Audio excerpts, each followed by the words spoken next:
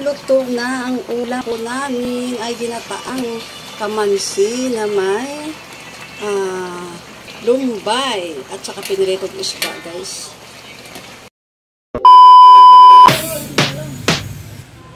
Wow! So, bagong pitas ko yan galing sa puno ngayon. Guys na kamansi. Haga naman tayo ng munggo. Gagata po ako ngayon, guys, ng kamansi. Ayan, bumili po muna sa puno, paakyat. Nagugas po muna ako ng munggo kasi ilalagay ko po ito mamaya sa ginataan na kamansi. Nagprito muna ako ng isda at ilalagay ko mamaya sa ginataan. Ayan pa. Kamansi, gataan. Harap yan. Wow, dami ah. Binili mo sa puno yan? Ito, malapit ka na siya. Dami naman yan. Yan pang lopos sa ginataan. Yan naman yan. Yan oh. Fresh na gulay. Gagataan ni Dudong.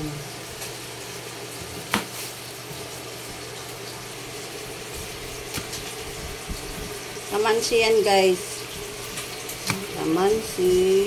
Gagataan. Pang na siya, guys. Ito pa, oh. Mara ko na. Yan, guys, may lumbay pa. Lumbay tawag sa probinsya. Sarap po. Gagataan namin. At isda na pinirito. Ayan, mag-umpisa na ako magluto. Sibuyas at bawang. Para mapay mo siya, guys. Lagay na natin yung kamansi na hinimay-himay. Ilaga mo sa gata. Ilagay sa pangalawang gata, guys. Ilaga muna natin para lumambot. Ayan yung pangalawang gata. Pagdagan na lang ng tubig para kasi baka hindi saan. Dagdagan siya, guys, ng konting tubig kasi idalaga ko yung kamansi.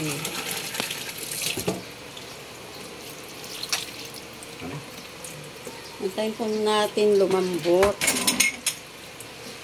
Ilalagay natin yung mga sahog. Ilalagay natin yung mga sangkap na ano siya ng asin.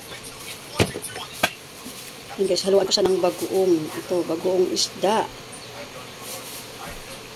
Maganda po yung bagoong po sa amin, guys, kasi fresh po na isda yun. Tapos nilagay po siya sa malinis na timba at tatakpan lang po siya ng plastic para mabilis po siyang madurog or maging bagoong siya. Binamos po ang tawag po sa amin. Sabi sa antiki. Ayan, fresh po yan, guys. Lahat po yan na lagyan po na rin siya ng seasoning. Magic sarap. Kunting patis. Kunti lang, guys, kasi baka umalat. Mamaya na lang tayo magdagdag kapag kulang po ang kanyang lasa. Patakpan po ulit natin, guys.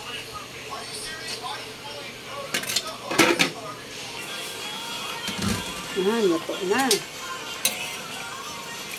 Sarap-sarap yan. Kuha tayo ng tanglad, guys.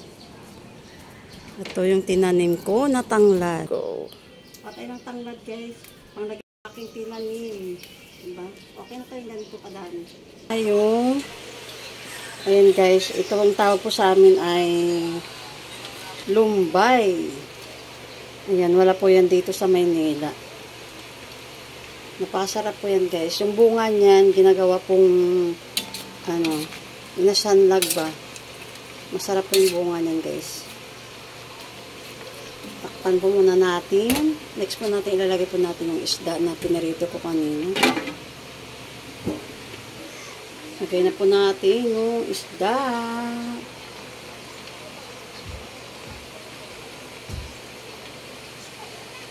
Atin, takpan muna natin. Pag kumuha yan, luto na yan, guys. Yan, sarap ng gulay po namin ngayon. Next ko na po ilalagay yung gata na unang gata. Nilagay ko na po yung unang gata, guys.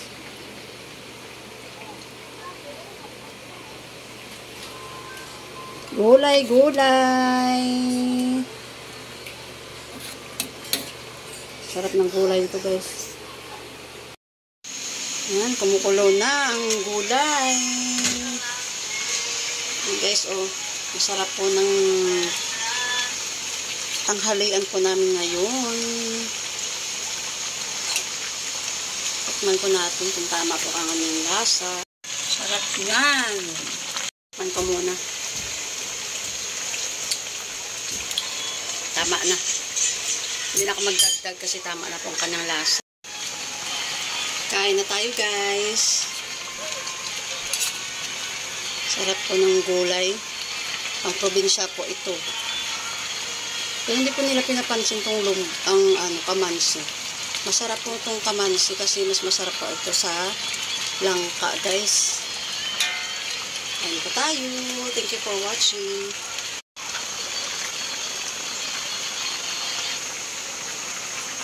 Kain tayo. Inataang kamansi.